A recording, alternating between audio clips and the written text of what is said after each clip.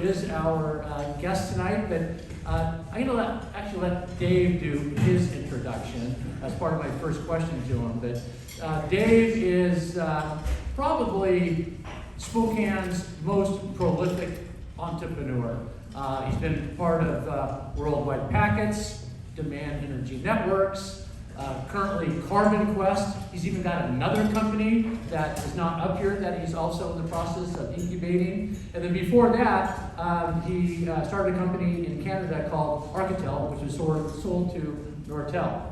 So really my first question to you is, can you kind of fill in the gaps about your background, you're from Canada, your academics, and just fill in any of the blanks that I forgot to address in talking about your background. And I'm going to give you the mic because I typically don't really use one. Thanks, Tom. It's working, yes? Yeah. Indeed, Tom and I have known each other for a long time, and we've been involved in multiple companies together as investors, and I think in every case you make some money. So absolutely, we have a good track record together. I am Canadian. I came to Spokane in the late 80s. Had a company in Toronto that was looking for some technology, and that's what brought me here. Prior to that, I studied engineering in Ottawa, Carleton University, business administration at Vassar University in Hamilton. Went to work for the phone company right out of school with intentions of becoming an architect and building homes. But I had to pay off my student debt at that time. When I look at student debt right now, I had a $7,000 student debt. That was a big deal then. Because my salary in the first year, I think, was $9,500, and so $7,000 was a big hill to climb. But I worked in the telecommunications industry in Canada, did quite well until I met an entrepreneur from Washington, D.C., lured me to Washington, D.C., left Canada, and started on an entrepreneur's journey. Went to work for a 5-person startup, left a job where I was managing 2,500 people, and then I was one of 5 people making photocopies in a townhouse in Georgetown. And that got me hooked on entrepreneurism. I got shortchanged by the founder of that company who reneged on an equity commitment. I said, I'm going to do it on myself. I'm going to do it myself. And I went back to Canada, back to Toronto, started my own company. Within 6 months, I got sued for $20 million for violation of a non-competition agreement. Which, when you're trying to start a company, raise money. Student loans look pretty small compared to that, huh? I got a $20 million lawsuit. It was quite something. It took me 5 years to resolve that, but we did successfully. And then I went on to take that company public, and I will remember the day when I walked into the room with the fellow that sued me, and he had sold his company for I think $50–60 million, and I sold my company for $500 million.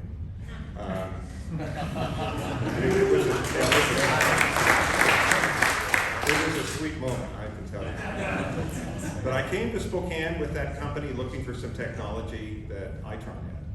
And one of the first guys I met was Doug Saker, and I had a green card, so I was able to be in the United States. And we were looking for some of that technology to apply to one of our applications, which was a computer-aided dispatch system. And I came to Spokane and loved it here, and my wife and I just stayed, and we have never left. I commuted back and forth to Canada for about 12 years in order to get that other company, Architel, off the ground and we took it public on NASDAQ and the Toronto Stock Exchange before we sold it to Nortel. So that's what brought me here, and I have been as committed to this community and this town, this city, and the Pacific Northwest as every one of you in this room. Some of you may have been born and raised here. Some of you may have come here like I did, and you just when you get here, you just don't want to leave for a whole variety of reasons, including a very productive and vibrant business community climate here. So, I went on to invest a lot of money in Worldwide Packets. I started as a board member. And when things got a little challenging within Worldwide Packets, I became the CEO. for 7 years until we successfully sold that company. And you got in at the right time. You Came in the second round. You came in post the recap, Yep. which is what smart investors do, and successfully as a board member as well. And we successfully sold that company in 2007. I guess it was 2007. To Ciena for To roughly Ciena. 300 million. 325 million. Yeah. And so I was still too young to. I passed on 2 opportunities to retire, and where is he? Shane over there. Shane Johnson, who was we were together at White Packets, invited me out for lunch one day, and tabled an idea about distributed energy storage. And nobody knew much about it back then. That was 2008, I guess, Shane, wasn't it? Yeah. And anyway, that led to the founding of arguably one of the first energy storage companies in the country. And we took a distributed approach, which kind of was a reflection of my history in telecommunications, where we were looking at distributed architectures, especially in IP networks. And the inspiration was we thought energy storage in buildings was not much different than caching content at the edge of the network. So we conjured up the idea of edge of the grid energy storage. And it was a rough, long haul. We went through a recap. I had to buy my company back out of receivership from a rogue investor who tried to take control of it, but we managed to hold the team together, which included Shane and Doug, Ken Bird, who's here as well. There's Ken over there. And I've been together with Ken for 30 years, and every company I've ever had, Ken's been with me side by side. So, but we managed to make it work, and we successfully sold that business in partnership with our major customer, which was in New York City. And we were installing energy storage in 70, 80-story buildings in New York City. We made it work, and we sold that company in 2017 to one of the largest utilities in the world, Italian utility called Enel. And following that, I was just looking for what to do next, and I don't know what it is, but I just get drawn to, because I've lived on the edge. I've lived on the edge for 30 plus years. Fortunately, I have a wife who's lived on the edge with me, and she's quite comfortable there, as I am, because I couldn't have done it without her. I absolutely couldn't have. And I suspect any one of you that's really has been successful couldn't have done it without that support. But a colleague and a friend of mine says, you know, the most important work you do, if you're an entrepreneur, is your homework. And it's really true. It's your homework. Anyway, so I sat down with our customer in New York, the demand energy customer that we had in New York. Was a very large real estate developer in New York, 10,000 high-end rental apartments, 30 buildings, all up throughout all of Manhattan. And literally, we kind of said, what's next? And the name of my company is NextWatts, which literally was, I was sitting in my office at Worldwide Packets and said, what's next? I flipped it around, NextWatts, which is the future of energy. And that's how the name came to be. But we were aware that New York City was moving in the direction of establishing a carbon tax. It was just rumor at that point in time. So I sat down with Carol Pittleman, the CEO of the company, and I said, you know, there might be an opportunity around here around carbon capture in buildings. Again, it's this distributed architecture, which is in telecom, which was in energy storage, and buildings, which was the same distributed architecture.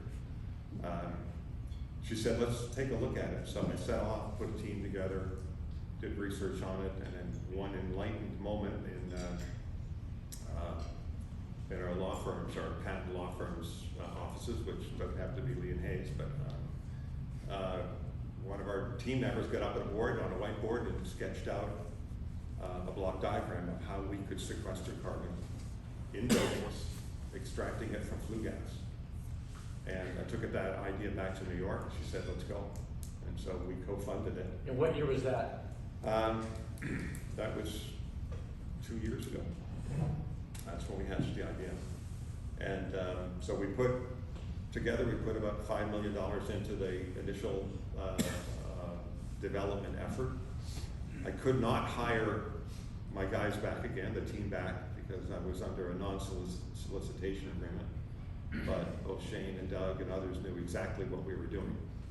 And so as soon as that non-solicitation, the day that it I had already worked out a deal with Shane, the day that expired, he I think the next day he submitted his notice. And I guess 2 months later, Doug, you did it as well and joined the team.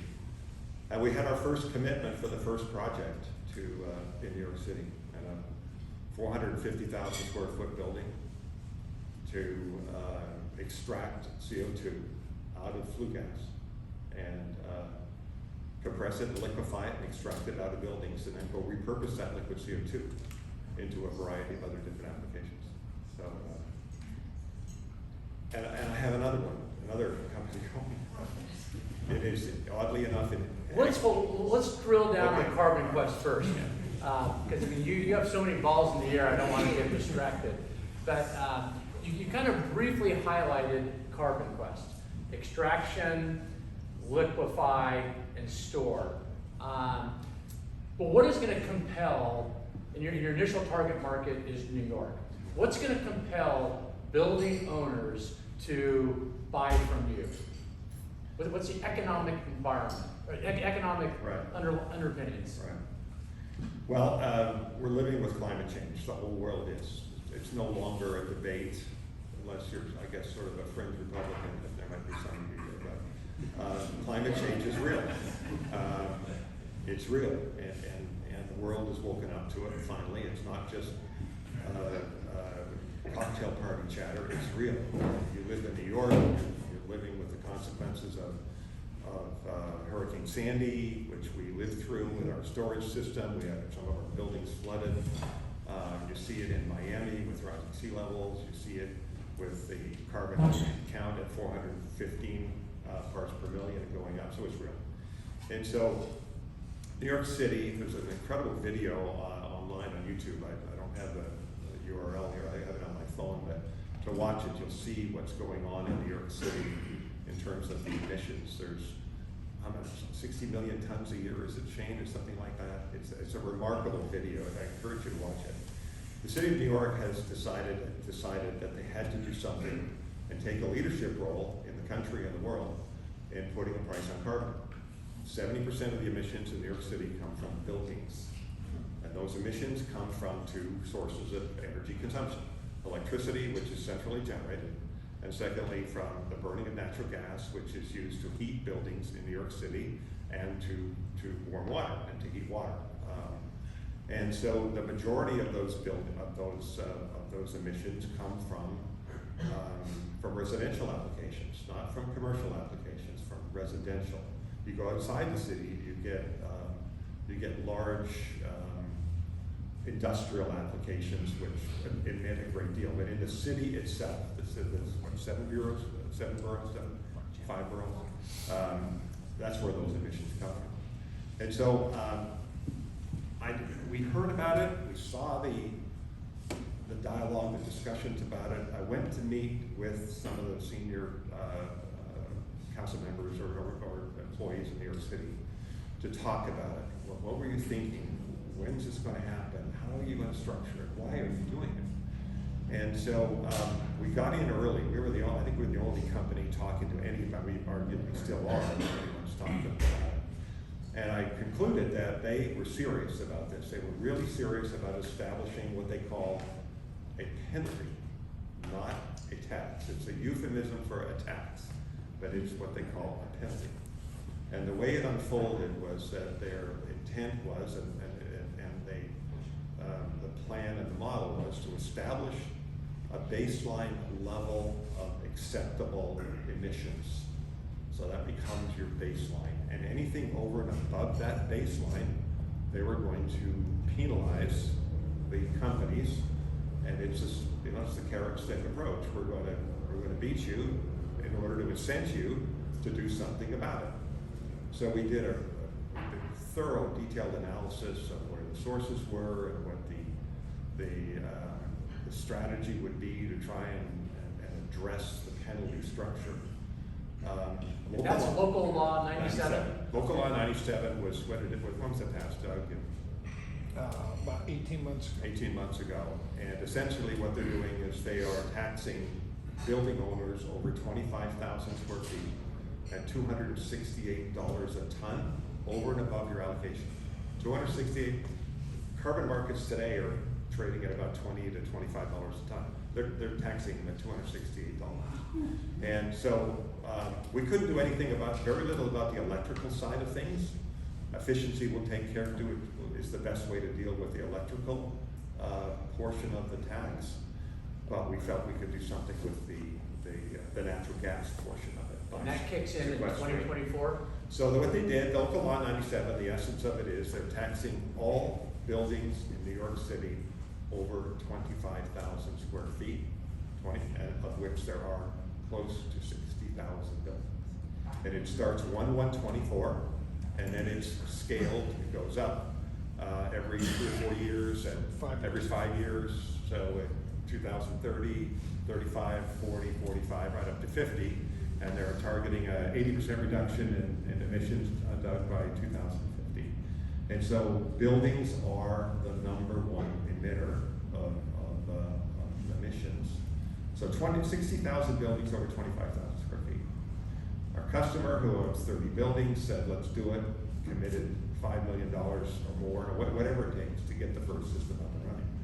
And so we launched that, the design of that 18 months ago. We started putting the system together. We reached out across the industry to find technology partners.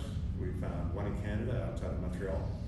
And we found another major technology partner outside of Atlanta. So the front end is what we call an absorption process. Flue gas is basically about 70% nitrogen, 20% water vapor, 10% CO2. So we have to get this flue gas separated and extracting the carbon dioxide from that flue gas. And so it's a front end and a back end process. At front end, we separate the CO2 from the nitrogen. We dry the gas first of all. We get rid of the water vapor, and then we separate the nitrogen from the CO2. The CO2 comes out of that front end process at about 100 degrees C, and then we have to cool it and compress it to liquefy it. And we store it in a 6 to 10 ton tank, depending on the size of the building. Back a truck up to that building and extract that liquid CO2 in liquid form into that truck, and then go off and deliver that CO2 in this first instance to a cement or a concrete company. You inject liquid CO2 into concrete. You increase the compressive strength of concrete by up to 15%. You reduce the cement requirements in concrete by 15%. You decrease the steel requirements by up to 15%. Can you sell this liquefied CO2? Or Yes, is it... we're selling it to the concrete company. We're selling it to the concrete company. It's Doug's full-time job to figure out what to do with liquid CO2. No problem. And so we have a range of applications, and it's broadly referred to as the circular carbon economy. How much does it offset the cost of extracting it from the flue gas? Well, there is a parasitic load, electrical load necessary to make the process work, which is about 20%. So dilute the economic value of that CO2 by 20%, and there's your cost basis. So the business case, however, and this is the real question you asked, right? What's the business case? Well, there's about depending upon the size of the building, about anywhere from a 4 to 5.5 year ROI in terms of the avoided tax.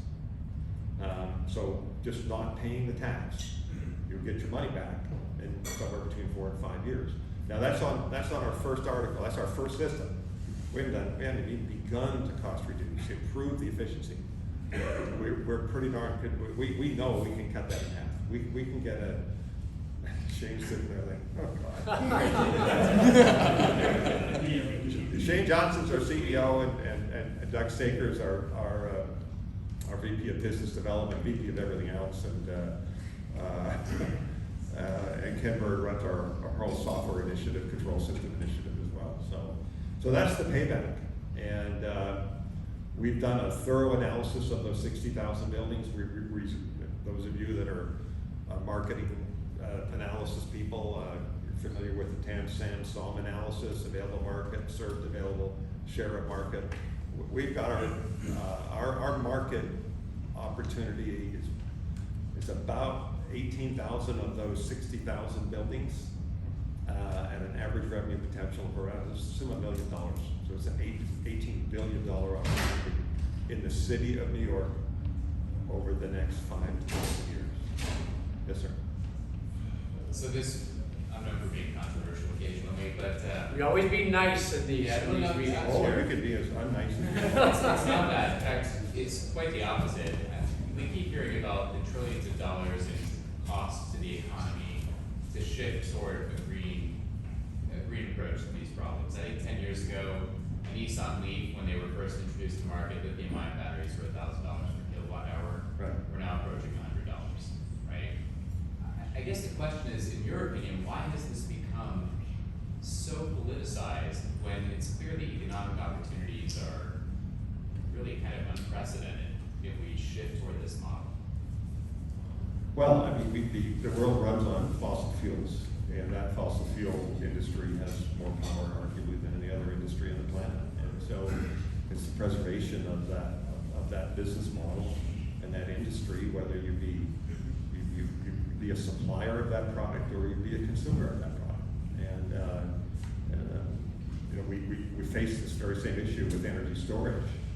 When we put our first energy storage system in a building right around the corner, the Barclay building, right around the corner from the World Trade Center.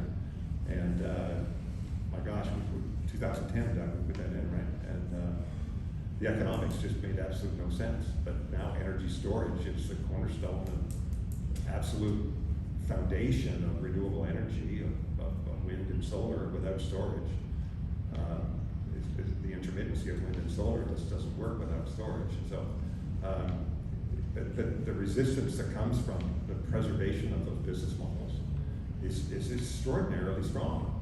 And you know, despite we had Vista, bless their hearts, come in as an investor in my company, even though I mean, I sat down with Scott Morris and he said, you know, I'm never going to put storage in a Vista unless I'm told to, unless there's an economic, and I understand that, and we get that. And we're not trying to challenge that or fight that, but you swim upstream with it, you really do. And excuse me, CarbonQuest is a different story. There's those of you that are in sales and you've been through sales 101 and 202 and are all the way up there, you look for a compelling event, right? What compels somebody to buy something? I mean, I use this silly little metaphor. If you man and wife walk into a car dealership and the wife is pregnant, there's your compelling event, right? I mean, they're trading in a sports car to buy a mini wagon. There's your compelling event. It's pretty easy sales strategy there. The compelling event in New York City is $268 a ton. That's the compelling event. This is law. This is not, oh, we might change it if the mayor changes. This is law. You know, this is like the Supreme Court deciding today that Obamacare is going to survive. It's law, and it's not going to change. Now, I noticed that you said climate change is real, but it left out the word anthropogenic, though everything you've said since then is alluding to that, which is humans' influence on that process. Well, I think it's. Are you challenging it? No, not at all. But there were chuckles when you said climate change is real. Well, I guess I'm speaking personally, right? And I'm certainly happy to converse about that, but I believe it's real, and the evidence is compelling. You see it everywhere, and was in Napa Valley this morning. I turned the TV on. I saw 4 nurses in the hospital in Houston and say, and I'm not going to get the vaccine because I'm just not sure this is all. You're a nurse and you don't think it's real. So there's going to be people that are going to be out there that are going to say that, and I respect that. That's fine. I'm just trying to build a business. Yep. I have a partner, I have a customer who's committed to solving the problem. She believes it's real. She's ready to put tens of millions of dollars to work in doing this in all 30 of the buildings. She's stepping up to do it. And the compelling event is this tax. And you're going to get charged with it. You can sit there, and there are some that will say, you know what, I'm just going to pay the tax. Or you're going to pay that tax for the next 30 years. And if you're okay with that, you're okay with it. And if that's what you choose to do, that's what you choose to do. Now this is just, I think, just as we did with energy storage in 2010, it's the first domino to fall.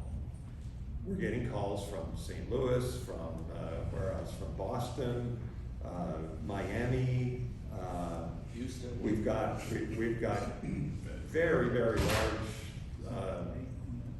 companies coming to visit us now in Spokane. We had Emerson in here 2 weeks ago. We had 6 executives to see what we're up to. This is real because there's money to be made. And at the same time, we're going to address the challenge of climate change and pulling CO2 out of the atmosphere. What are the other alternatives that building owners in New York are looking at to address how to mitigate this taxation? And on the electricity side, to make the math simple, 50% of the energy emissions in buildings in New York City come from electricity, and the other half come from consumption of natural gas or oil. They still burn oil. There's still oil burning that happens.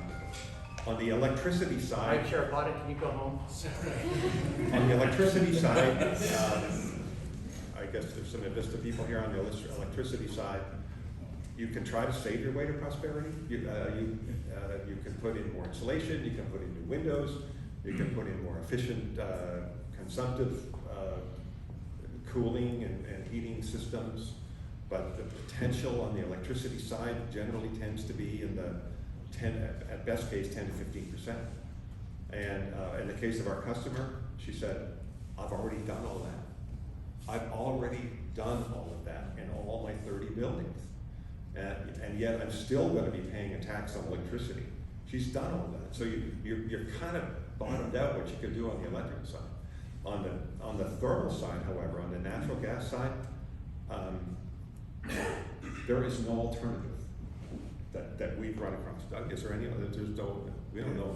Well, there's in a lot of smaller buildings, heat pump technology, but heat pump technology is challenged in that level of environment, that weather climate. Yeah, Doug's saying heat pumps, heat pumps, which are electric heat pumps, but you're talking about a 50, 60, 70, 80-story building. You're going to put heat pumps in every apartment? No, you're not going to do that. They have a combination of fossil fuel-based heating technologies that will continue to be used. Natural gas will continue to be used to heat homes and buildings in this country for the next 50 years. It's not going away.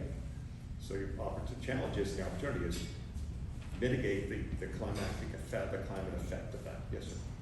How many cities worldwide are looking at a taxation rate like New York?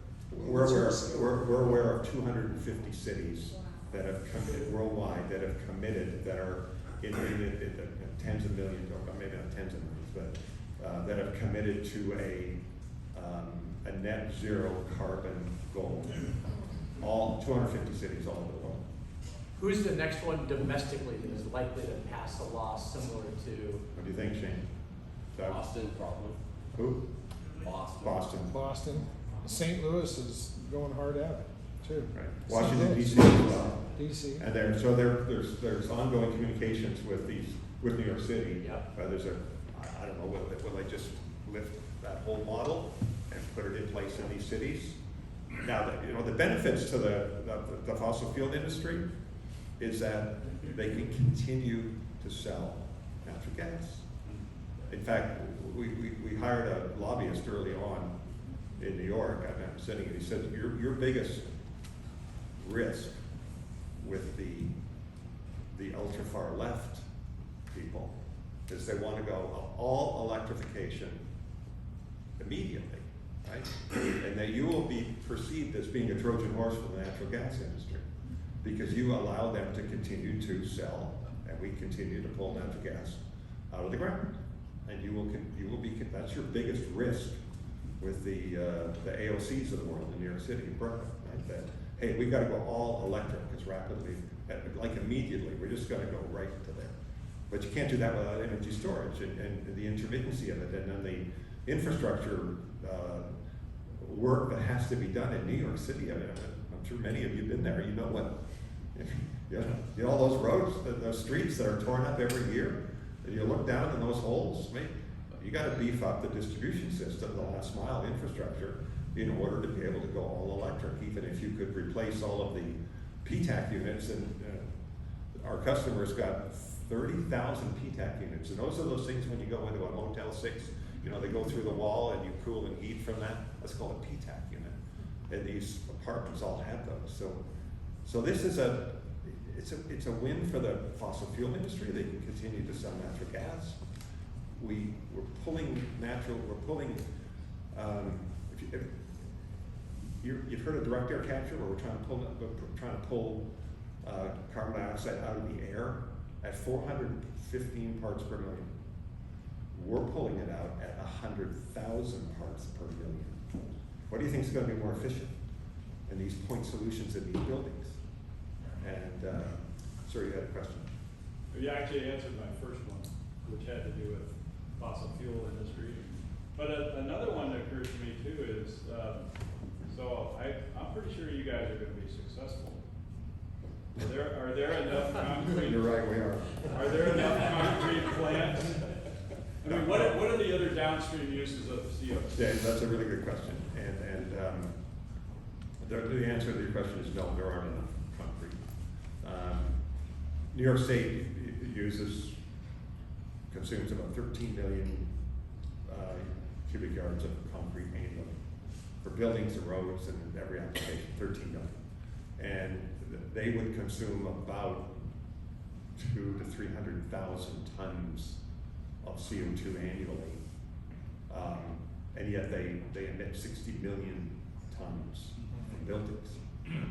So that's just a drop in the bucket. If you're watching the circular carbon economy, the venture money that's going into different technologies to repurpose CO2, there's billions and billions of dollars going into it. We don't know yet, you know, but the fact that we don't know how we're going to consume all of that, in no way it's an impediment to us doing what we're doing. Because we think it's going to be taken up. Doug deals with this every single day. Vodka, marijuana, carbon fiber, there's all kinds of things about it. Doug ran across an audit, they're looking at carbon rebar. Repurposing CO2 into carbon rebar. See, there's opportunity. Oh, all there's of this. You know, people are going to invent things. Oh, they are. This is you know where all the CO2 that comes from? The biggest consumer of CO2 right now is fracking. It's the fossil fuel industry. They use CO2 for fracking.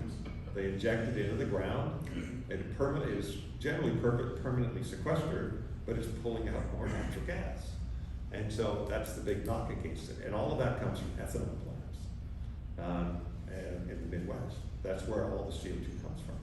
So one of the biggest purchasers of CO2 is Coca-Cola, all the soft drink industry.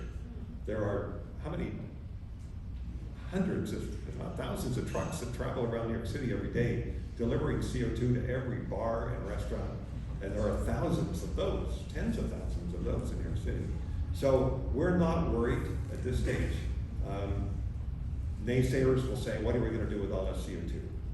Well, if we don't pull it out of these buildings, guess where it's going to go? It's going in the atmosphere. So, you know, we will figure it out. Dave, You have a question back there? Yeah, Dave, I'm going to press which. Is there an advantage to partnering with some of the companies that are developing carbon dioxide-based biodegradable polymers that would be also solving another problem which is the plastic problem. Excuse me, yes, and again, Doug, if you have any ideas or contacts, give them to Doug. Doug is really, literally on the phone virtually every day. And we're now starting to get phone calls from, and all kinds of people, right? Dow Yeah. Chemical, Make your Carrier. diamonds. Who? Talk to guys that make diamonds. Who? It's called ether. They make diamonds from CO2. Diamonds from CO2. Yeah. So markets will develop. Might we get into some of those markets? I don't know. Possibly we will. But so we're So I've got a question. So we have this huge market, right? No competition. So it kind of sounds, you talk about investment, you know, it sounds like, an investor's dream. So now I'll put the due diligence cap on from a hard-nosed VC who will say, hey Dave, that all sounds great, but you haven't deployed yet. How do you know this unit is really going to work? well, we've been at it for a year, and last week we achieved our goals of, we have a building, we're installed out in the industrial park. And we bought all the equipment, all the components, all the sensors, everything, put it all together. We bought off the shelf, notionally off the shelf technology that the vendors, they didn't intentionally misrepresent what the products would do, but there's always hyperbole in sales, right? So they exaggerated what the products could do, and so we had to figure it out. We spent a year with a small team of half a dozen people, of which Doug was an integral part, and Ken was an integral part as well. And we put it all together, and we are extracting now 90% of the CO2 in the flue gas. Which is higher than what you're otherwise claiming. We were shooting for less than that. We didn't think we could achieve that. And we know we're gonna get higher than that, right? We're gonna get higher than that. And at that level, this is what's contributing to that 4 to 5.5 year ROI. That's a pretty attractive ROI for a building owner. If any And building, you that's a really share, is your business model to share the penalty savings at all, or is it a fixed cost, or how do you price this out? That's a really interesting question. So the back end of the process delivers CO2 at 100 degrees centigrade, and the value of that CO2 is directly proportional to its purity. And so we need food grade purity is what, 95? 99.9. 99.9 is food grade. So to go into your drinks, it needs to be 99.9. We are exceeding 95% purity right now. That's fine for concrete. Other markets are going to look for this 99.9. We have a trajectory. We're on a trajectory to get, and we're pretty darn close to 100% now, right? We just got 99.98 on our sample test. All right, we just get food grade, so it works. Okay. It works. It works. We had Emerson in last 2 weeks ago. We showed it works. It now works. It is now being system is now being disassembled. It will be loaded on transport trailers next Friday. It will leave town, and it will be operational in a 400,000 square foot building, 63rd Broadway in the Upper West Side, end of July. End of July. So there's your answer to Yep, BC. yep. I knew it was a positive answer. I just had to ask the question. We just doubled the free money on it, so. I shouldn't have asked the question. Dan? Here who has his hand up. I'm sorry, That's you. Oh. I didn't hear the What was the question. question, You Dan? have your hand up? Oh, no, Dan, yeah, Dan's got a question, right? Thanks. My beer's in.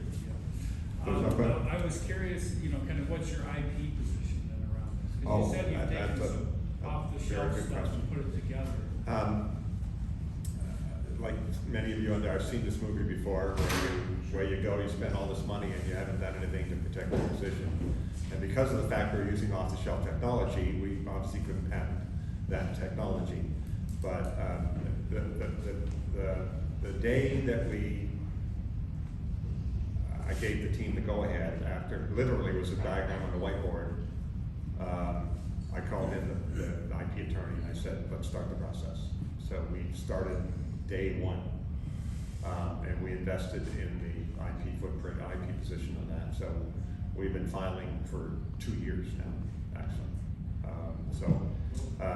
And obviously we can't patent other people's technology, but we can patent the process, the end-to-end process, and all the learnings that we have. It's all that tribal knowledge you develop in a lab, and you're using other people's products, and again, the hyperbole about what their product does or doesn't do, that we nailed. And so we have a fellow who spends almost not full time, but better part half his time, Shane, right? Working with our whole IP strategy. We just got a trademark challenge the other day too from a company called Sequest Capital. They finance low carbon producing stoves in Africa. They thought there would be some confusion on the part of our customers in New York City. So that's our first IP challenge, was a trademark around CarbonQuest. We had to buy CarbonQuest. It wasn't available. That URL wasn't available. And there had been a previous company in California that was in the algae business that went out of business, and they were called CarbonQuest. So we were lucky to get that. We were really fortunate to get that. So I think it's a very appropriate and apt name. So what the company is, and I know what your next question is, so what's next, kind of, right? Well, no, the next question was, well, we'll take Tom's question, then I do have a question.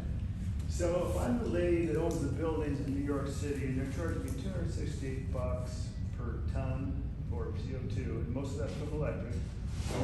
No, 50 electric, 50 thermal. Okay, so but you're not doing anything electric on your side, you're on this side.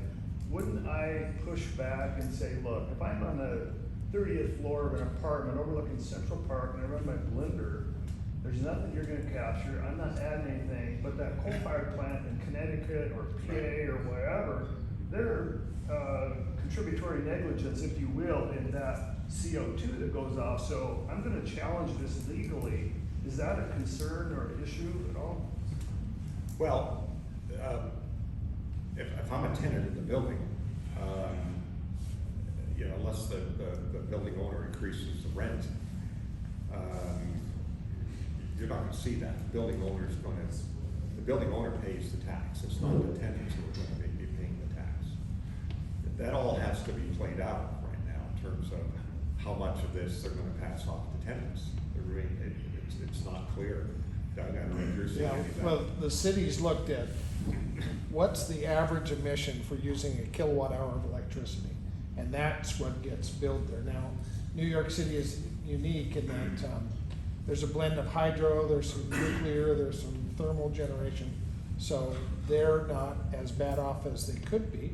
They just shut down the nuclear plant, so it's gonna come up a bit, but they've put a standard figure on how much emissions is a kilowatt hour of electricity worth, and that's set by law.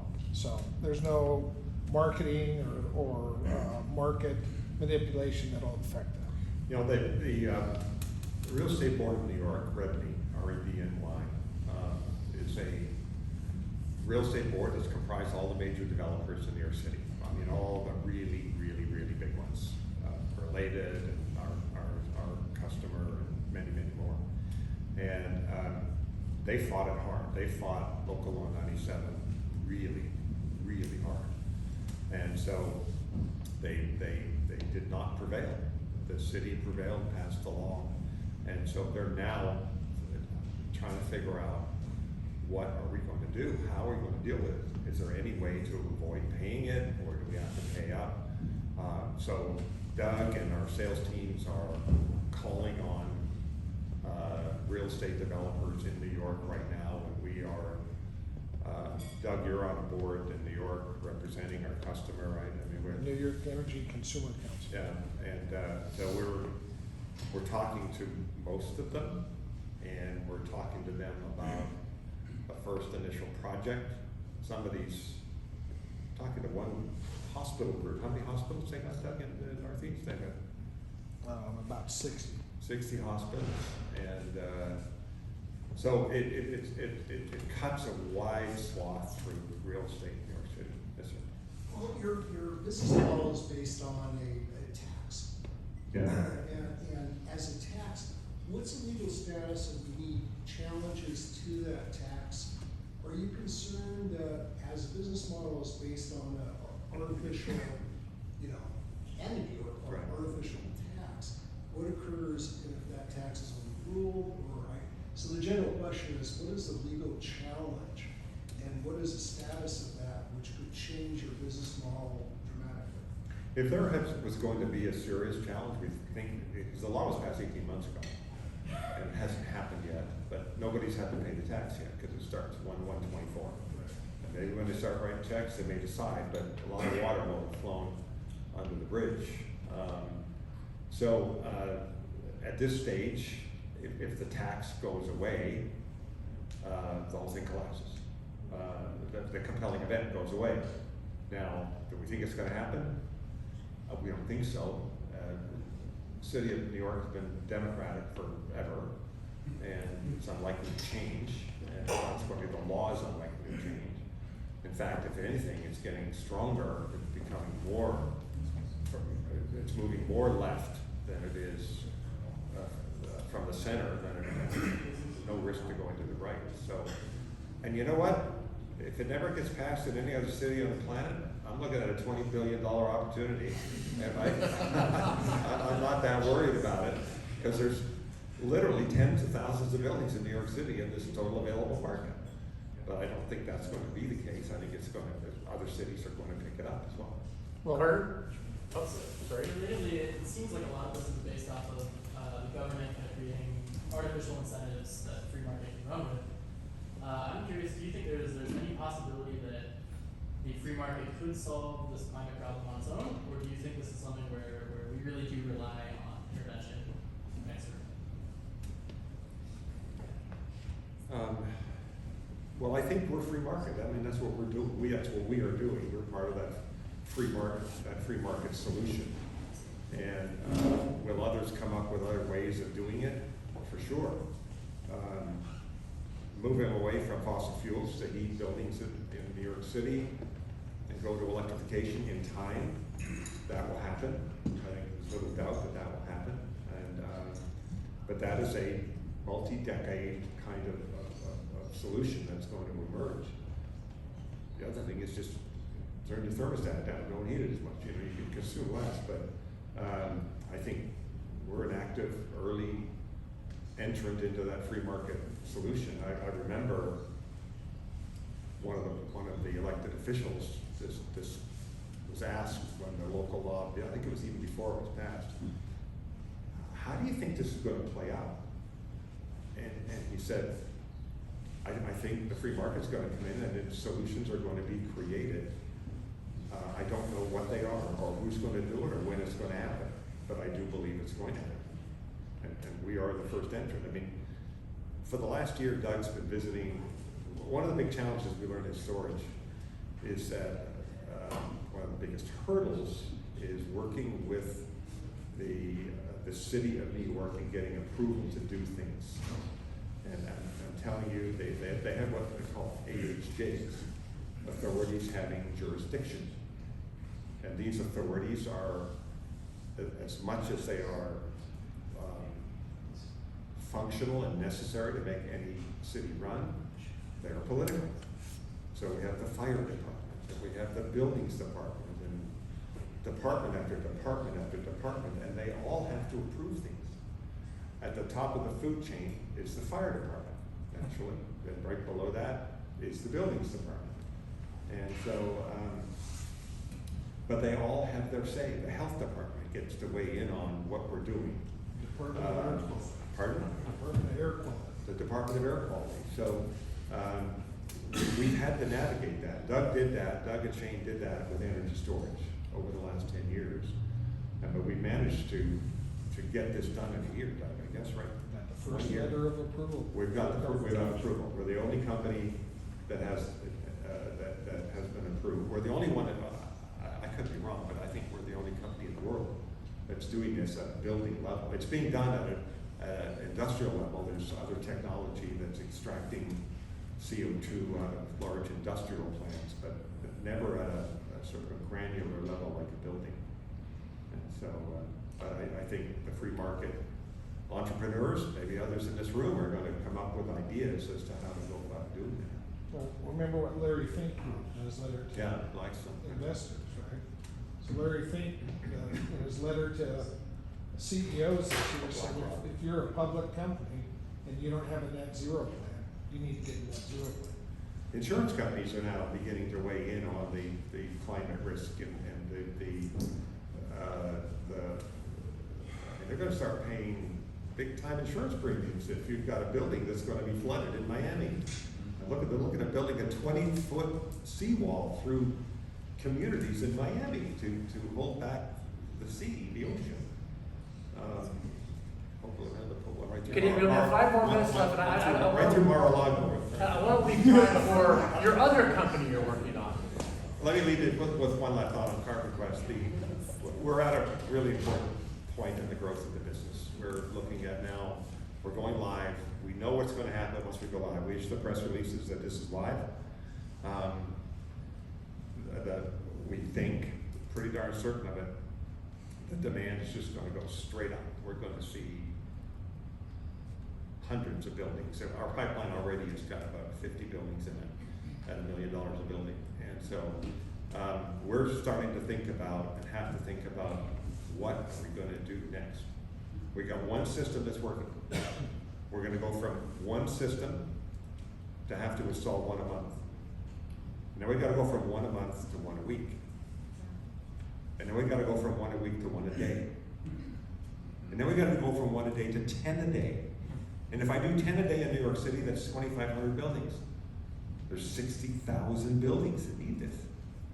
Think how many jobs are going to be created: electricians and plumbers and engineers and architects and construction to do this in all of these buildings. There is no question we're going to get thousands of buildings. So how do we grow? How do we finance this? How do I put working capital? I'm going to need billions of dollars in line of credit to go to my suppliers and partners to build the components and the technology.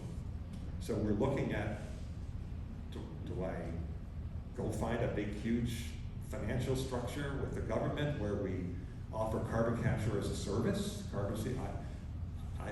We don't know. We're really at a pivotal point right now about how to scale this business. Do we go find a buyer to buy the business? Do we go public?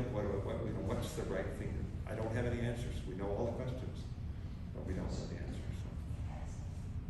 But we're sure thinking hard about it. And I'm sure you'll figure it out too. We will.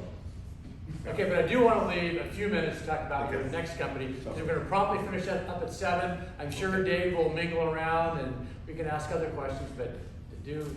I got a call 2 years ago from a friend of mine that I fortunate enough to heli ski with for 30 years. He heli skied in Canada, and he said, I got this crazy idea, but I need some business advice. And he's a really good friend of mine. So he said, I have this grass seed, really interesting grass seed.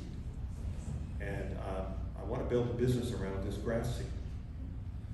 All right, what's the grass seed? He said, well, it's a perennial that lasts 10 to 15 years. And it grows in the wintertime, and it's dormant in the summertime, which is, the exact opposite of what the grass does, right? It goes completely dormant in the summertime, and it lasts 10 to 15 years. Okay, so what's the idea? He says, I want to plant it in vineyards and orchards in California. Well, why do you want to do that? Well, one of the big problems that vineyards and orchards have is weed growth. They grow between the cash crop, and they spend a lot of time and a lot of money on labor and pesticides and insecticides and fertilizer. When you fertilize a vineyard, you fertilize the weeds in the row. You fertilize everything. When you irrigate the vineyard, even though you do drip, you're still irrigating weeds. And you have to cut weeds 5 to 6 to 7 times a year. That's labor, carbon emissions from tractors, all that kind of thing. So I said, well, how are you approaching it? He's starting to get my attention. He said, well, I'm talking to UC Davis School of Viticulture about this. So he already had me kind of hooked, and I said, set up a meeting with UC Davis, and I'll come down and see, and I want to understand more about this. I went down there 2 years ago, June, spent the day with a fellow who runs in Napa, between Napa and St. Helena, those of you know that area, Oakville. They have a 40-acre research development effort down there. Sat down with him, discussed the merits of this. Really got my attention, but what I was really interested in, and the connection, this is all about, how do you connect a vineyard to a building in New York City? It's carbon sequestration. Agriculture is a huge emitter of carbon, huge emitter of carbon. Why is it a huge emitter of carbon? Because they till the soil, and when you turn soil over, you think that you're doing that to kill weeds. You're also exposing the richest carbon in the soil to the atmosphere, combines with oxygen, and emits CO2. And so there's a huge trend in agriculture worldwide towards no-till, right? Because they understand that, right? It's no-till. So think about it. If I have a dormant mat of grass in between the vines or the orchards, the almond and the walnut orchards and the pistachio orchards, I don't till, I don't expose it. I have this mat of grass. I eliminate the need to cut the weeds, till the soil, and put herbicide to kill the weeds. I liked it. I thought about the carbon markets, they selling carbon credits in the markets to companies like Alaska Airlines and Delta who are trying to offset their carbon footprint. I decided to go forward with a $300,000 project with UC Davis to put together the data necessary to support the business model. Planted 100 acres in Napa, Sonoma, and some of the most prestigious, just got an order from Silver Oak. We're going to plant Silver Oak's vineyard in Napa this fall. And we're dealing now with some of the largest vineyards, both domestic and international, in Napa and Sonoma, and some of the largest almond and pistachio orchards. In California, there's 3 million acres of orchards and vineyards. There's $2 billion worth of revenue in selling grass seed to these people. We've seeded 100 acres, we're gonna do another 200 acres. I just came in from Napa this morning, met with UC Davis. We're gonna terminate our 3-year program, a 3-year study to 2 years. He said, there's no reason to continue. We have all the data we need. They're going to make a recommendation in late October. UC Davis is the School of Viticulture to the Secretary of Agriculture and the legislature of California to adopt this cover crop, it's called a cover crop, as a standard cover crop for all agriculture in the state of California. So, and we are developing technology now using drones and spectral imaging of canopies to try and relate the colors of the canopy and try to develop a correlation using AI and some machine learning techniques to try and determine what the carbon content is of the soil and the carbon sequestration, using that technology as part and parcel of our solution. And what's the name of that company? It's called Vitidore. Vitidore. Go to the website. It's a very lean website, but it tells you a little bit about what we're doing. And But you've got a team of how many working on that? I got 8 people on that, and how much the head count now? 10 people in CarbonQuest. So, yes, sir. Is there an application for apples, cherries? 2 weeks ago, I met John Gevers. Yeah, and he's got 14,000 acres of apples, cherries, and pears. So, yes, there is. Yes. Okay, last question, then we're gonna break it down. Okay, thanks. terrific, and one of the things that is also true is you're actually improving the soils over time, which is terrific. But one thing you didn't say, but I assume, you own the seed? Who owns the seed? Yeah. Well, we don't own the seed, but we have exclusive rights to sell the seed in Like in California. the whole universe? Not yet. In California? Not yet. Yeah, we own California, which is, again, it's like you own New York City. Yeah. The other thing I learned yesterday was that because of, we all know about the water issues in California, the drought issues. This recommendation is being made because of drought. Because we have early indications right now with the use of this cover crop, we can preserve yield and use 30% less water, up to 30% less water by preserving the yield. That's a game changer. That is really big. And so the state of California just passed or just authorized a $6.2 billion drought relief budget. And we're going to be tapping into that $6.2 billion to fund our operations. You've got a lot going on. He's retired. Right.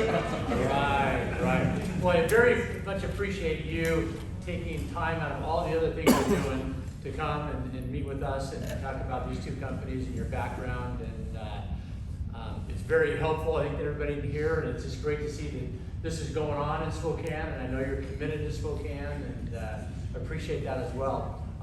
We do have a little gift for you, a gift pack from another local company here, Spiceology, which I'm sure you're familiar with. Thank you. So thank you, and everyone's welcome to kind of stay around and mingle. This is our last Ignite Talks. We'll take a break for the summer. We'll have 2 more in the fall. For those of you that are members or interested in the Spokane Angel Alliance, that next meeting is going to be July 14th. It's going to be back in person at the Davenport. We've got 3 fantastic companies presenting. One that's very much in stealth mode here in Spokane, but my guess is the founder of that company is familiar to almost everybody in the room, so it'll be very exciting to have that individual and his team tell their story. So put that on your calendar. But with that, thanks Dave, and thanks everybody else.